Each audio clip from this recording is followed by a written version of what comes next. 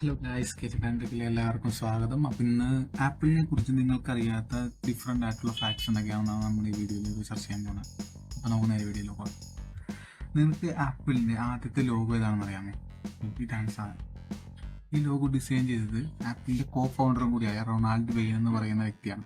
ഇത് റെഫറൻസ് ആയിട്ട് വെച്ചിരുന്നത് ന്യൂട്ടൻ്റെ ഗ്രാവിറ്റി ലോഗോ ഉണ്ടെന്നില്ലേ, ഗ്രാവിറ്റി ലോഗോ ഉണ്ടെന്നില്ലേ, അത് പുള്ളിയുടെ തലയിൽ ഒരു ആപ്പിൾ ഒന്ന് വീണിട്ടില്ല സംഭവം. അതിന് ഇൻസ്പയർഡ് ആയിട്ടാണ് റെഫറൻസ് വെച്ചിട്ടുമാണ് ഈ ലോഗോ പ്രിപ്പയർ ചെയ്തത്. ഇപ്പോഴത്തെ നമ്മുടെ ആപ്പിളിൻ്റെ ലോഗോയും ഈ പണ്ടത്തെ വർഷത്തെ ലോഗോയും തമ്മിൽ എന്ത് ഡിഫറൻസ് ആണല്ലേ ഉള്ളത്. ഇന്ന് ഉള്ള എല്ലാ പ്രൊഡക്ട്സിലും ഈ പഴയ ലോഗോ ആയിരുന്നു വന്നിരുന്നെങ്കിൽ എന്ത് ബോറായിരിക്കും അല്ലേ. ഒറിജിനലി അത് മാറ്റി ഇപ്പോൾ ഓൾറെഡി അതിൽ നിന്നൊക്കെ നല്ല രീതിയിൽ മക്കൾ മാറ്റി വെർട്ടിഫൈ ചെയ്ത് ഒരു സിമ്പിൾ ആൻഡ് ക്ലാസിക് ഡിസൈനാണ് ലോഗോയിൽ കൊണ്ടുവന്നിരിക്കുന്നത് കാണാം. കണ്ടെത്താൻ വല്ലതായിരുന്നെങ്കിൽ. നിങ്ങൾക്ക് ആപ്പിളിൻ്റെ ആദ്യത്തെ കമ്പ്യൂട്ടർ ഏതാണെന്നറിയാമോ? ആപ്പിൾ ഐ എന്ന് പറയുന്ന മോഡലായിരുന്നു ആദ്യത്തെ കമ്പ്യൂട്ടർ. ഇതിന് കൊടുത്തിരിക്കുന്ന അല്ലെങ്കിൽ ഇതിന് നൽകിയ പ്രൈസാണ് ഏറ്റവും രസകരം. $666 ആയിരുന്നു ഇതിന് കൊടുത്ത പ്രൈസ്. ആ സമയത്ത് CEO ആയിരുന്ന സ്റ്റീവ് വോസ്നൈക്ക് ഈ പ്രൈസ് തിരഞ്ഞെടുക്കാനായിട്ട് 2 കാരണങ്ങളാണ് ഉണ്ടായത്. ഒന്ന്, ഈ പ്രൈസ് എന്ന് പറയുന്നത് ആ ഒരു പ്രൊഡക്റ്റ് ഉണ്ടാക്കുന്നതിന് ഹോൾസെയിൽ പ്രൈസായ $500 കൂടുതലാണ് എന്നുള്ളത്. രണ്ടാമത്തെ കാര്യം, ഇത് ടൈപ്പ് ചെയ്യാനായിട്ട് എളുപ്പമാണെന്നുള്ളത്. എന്തായാലും കുറേ പേര് ഐപാഡ്സ് ഇപ്പോഴും യൂസ് ചെയ്യുന്നവരുണ്ട്. ഇതിൻ്റെ ഡിസ്പ്ലേ ആരാണ് പ്രൊഡ്യൂസ് ചെയ്യുന്നത് അല്ലെങ്കിൽ ആരാണ് ഡിസ്ട്രിബ്യൂട്ട് ചെയ്യുന്നതെന്ന് അറിയാമോ? വേറെ ആരുമല്ല, ആപ്പിളിൻ്റെ സ്വന്തം കോമ്പറ്റേറ്റീവ് ആയിട്ടുള്ള സാംസങ് ആണ് ഈ ഒരു റെറ്റിന ഡിസ്പ്ലേ പ്രൊവൈഡ് ചെയ്യുന്നതെന്ന് നമുക്ക് കാണാം. ഇത് ഓൾമോസ്റ്റ് എല്ലാവർക്കും അറിയാവുന്ന കാര്യമായിരിക്കും. അതേപോലെ തന്നെ iPhone 6 എന്ന് പറയുന്ന മോഡൽ വന്നപ്പോൾ അതിനകത്ത് കൊടുത്തിരുന്ന മെമ്മറി ചിപ്പും ഡിസ്ട്രിബ്യൂട്ട് ചെയ്തിരുന്നതും സാംസങ് ആണെന്നുള്ളത് കാണാം. കോമ്പറ്റീഷനൊക്കെ ഉണ്ടെങ്കിലും അങ്ങോട്ടും ഇങ്ങോട്ടൊക്കെ കൊടുക്കൽ വരവിലൊക്കെ ഉണ്ട്. റിപ്പോർട്ടുകൾ പ്രകാരം, അതായത് US ഗവൺമെന്റിന്റെ ക്യാഷ് ഇൻ ഹാൻഡ്, കയ്യിലുള്ള പണത്തിനേക്കാൾ കൂടുതലാണ് ആപ്പിൾ എന്ന കമ്പനിയുടെ ക്യാഷ് ഇൻ ഹാൻഡ് എന്നുള്ളതാണ് റിപ്പോർട്ടുകൾ പറയുന്നത്. ഐപോഡ് എന്ന് പറയുന്ന എല്ലാവർക്കും പരിചയമാണ്. ആപ്പിൾ എന്ന് പറയുന്ന കമ്പനിയുടെ ഐപോഡ് യൂസ് ചെയ്യുന്ന ഇഷ്ടം പോലെ ആൾക്കാരുണ്ട്. ഇത് ശരിക്കും ആപ്പിളിന്റെ പ്രൊഡക്റ്റ് ആണോ? ഇല്ല. ഐപോഡ് ആദ്യമായിട്ട് കൊണ്ടുവന്നത് ഫിലിപ്സ് ആൻഡ് റിയൽ നെറ്റ്വർക്ക്സ് എന്ന് പറയുന്ന ഒരു ടീമാണ് കൊണ്ടുവന്നത്. പക്ഷേ അവർക്ക് ഇതിന്റെ ബിസിനസ് പൊട്ടൻഷ്യൽ അറിയാൻ പറ്റിയില്ലായിരുന്നു. അപ്പോൾ ആപ്പിൾ എന്ത് ചെയ്തു? ഇതിന്റെ പൊട്ടൻഷ്യൽ മനസ്സിലാക്കിയതോടുകൂടി അതങ്ങാട് ഏറ്റെടുക്കുകയാണ് ചെയ്തത്. എന്താണല്ലേ, അവർക്കത് മനസ്സിലായില്ല, ഇവരത് മുതലാക്കുകയും ചെയ്തു. ഇപ്പോൾ എല്ലാവരും ആപ്പിൾ യൂസ് ചെയ്യുന്ന എല്ലാവർക്കും അറിയാൻ പറ്റും ഐപോഡ് എന്ന് പറയുന്ന ഇവരുടെ കയ്യിലും സംഭവം ഉണ്ടാവും. നിങ്ങൾ ഐഫോണിന്റെ പരസ്യം നിങ്ങൾ കണ്ടിട്ടുണ്ടോ? ആ പരസ്യത്തിൽ എല്ലാ ഫോണിന്റെയും ഡിസ്പ്ലേയിലുള്ള ടൈം നിങ്ങൾ ശ്രദ്ധിച്ചിട്ടുണ്ടോ?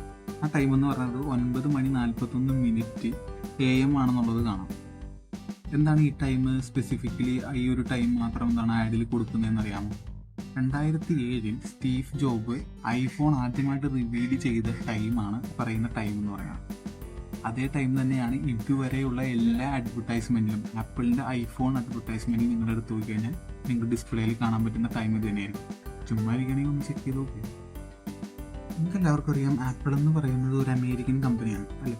സ്വാഭാവികമായിട്ട് അമേരിക്കനോട് എതിർപ്പുള്ള എല്ലാ കൺട്രികളും ഈ ഒരു പ്രൊഡക്റ്റ് അധികം പ്രൊമോഷനും കാര്യങ്ങളൊക്കെ ചെയ്യത്തില്ല അല്ലേ.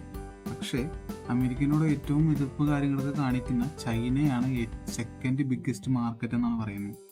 കാരണം 2015 സെക്കൻഡ് ക്വാർട്ടറിലെ കണക്കുകൾ പ്രകാരം അവിടെ നിന്നും ആപ്പിൾ ഏൺ ചെയ്തത് $17 ബില്യൺ ആണെന്നുള്ളത് കാണാം. അതായത് ഡയറക്റ്റ് സ്റ്റോറിൽ വെച്ചിട്ട് ആപ്പിളിന് ഒരിക്കലും സെയിൽ ചെയ്യാൻ പറ്റില്ല. അപ്പോൾ എന്ത് ചെയ്യും? തേർഡ് പാർട്ടി ആയിട്ടുള്ള സ്റ്റോഴ്സ് ഉപയോഗിച്ചുകൊണ്ടാണ് ഇവർ ഇത് സെല്ലിങ്ങും കാര്യങ്ങളൊക്കെ ചെയ്യുന്നതെന്നാണ് പറയുന്നത്. 2014 ഫസ്റ്റ് ക്വാർട്ടറിൽ ഗൂഗിൾ, അതേപോലെ തന്നെ ഫേസ്ബുക്ക്, ആമസോൺ ഇവരുടെ പ്രോഫിറ്റൊക്കെ കമ്പൈൻ ചെയ്തിട്ടുള്ള പ്രോഫിറ്റിനേക്കാൾ കൂടുതലായിരുന്നു ആപ്പിൾ ഏൺ ചെയ്തതെന്നാണ് പറയുന്നത്. അതിലൊക്കെ ശരി, കോമ്പറ്റീഷൻ കാര്യങ്ങളൊക്കെ ആണെങ്കിലും ഈ സെല്ലിങ്ങിൻ്റെ കാര്യങ്ങളൊക്കെ വരുമ്പോൾ സ്വാഭാവികമായിട്ടും ആപ്പിൾ തന്നെയായിരിക്കും. ഐപാഡ് യൂസ് ചെയ്യുന്നവരാണോ? ഐപാഡ് യൂസ് ചെയ്യുന്നവരാണെന്നുണ്ടെങ്കിൽ അതിനകത്ത് കാൽക്കുലേറ്ററിൻ്റെ ആപ്ലിക്കേഷൻ ഉണ്ടായിരിക്കത്തില്ല. അതെന്തുകൊണ്ടാണെന്ന് അറിയാമോ? കാരണം ഇത് ഐപോഡിൻ്റെ സ്റ്റീവ് ജോബ്സിന് ഈ കാൽക്കുലേറ്റർ എന്ന് പറയുന്ന ആപ്ലിക്കേഷനോട് വലിയ താല്പര്യമൊന്നുമില്ല. അതുകൊണ്ട് തന്നെ 2010 ഈ പറയുന്ന ഐപാഡുകളിൽ നിന്നും ഈ പറയുന്ന കാൽക്കുലേറ്റർ എന്ന് പറയുന്ന ആപ്ലിക്കേഷൻ കംപ്ലീറ്റ്ലി എറേസ് ചെയ്തു. പിന്നോട്ട് കാൽക്കുലേറ്ററിൻ്റെ ആവശ്യകതയില്ലെന്നാണ് അദ്ദേഹം പറയുന്നത്. ഇനി ഏറ്റവും രസകരമായിട്ടുള്ള അല്ലെങ്കിൽ ഇന്ത്യക്കാർക്ക് സന്തോഷം കൊടുക്കുന്ന ഒരു കാര്യമാണ്. കാരണം ആപ്പിളിൽ ഇപ്പോഴുള്ള എഞ്ചിനീയേഴ്സിൽ എടുത്തു നോക്കിയാൽ ഇപ്പോൾ 3-1 ഇന്ത്യക്കാരായിരിക്കും. ലോകത്തുള്ള എല്ലായിടത്തും ഇന്ത്യക്കാരുണ്ടെന്ന് പറയുന്ന പോലെ ആപ്പിൾ ഓർഗനൈസേഷനിൽ ഇന്ത്യക്കാരുടെ എണ്ണം കൂടുതലാണ്. അതായത് 3-1 ഇന്ത്യക്കാരാണെന്നാണ് പറയുന്നത്. അപ്പോൾ ഇത്തരത്തിലുള്ള ഇൻട്രസ്റ്റിംഗ് ഫാക്ടേഴ്സ് അറിയാൻ വേണ്ടി നിങ്ങൾ ചാനൽ സബ്സ്ക്രൈബ് ചെയ്യുക, ബെല്ലൈക്കൺ എനേബിൾ ചെയ്യുക. ഈ വീഡിയോ നിങ്ങൾക്ക് ഇൻഫോർമേറ്റീവ് ആണെന്നുണ്ടെങ്കിൽ ഒന്ന് ലൈക്ക് അടിച്ചേക്കുക, നിങ്ങളുടെ കൂട്ടുകാരിലേക്ക് ഒന്ന് ഷെയർ ചെയ്ത് കൊടുക്കുക. അപ്പോൾ നമുക്ക് അടുത്ത ഇതേപോലെയുള്ള ഇൻട്രസ്റ്റിംഗ് വീഡിയോസുമായിട്ട് നമുക്ക് അടുത്ത ദിവസം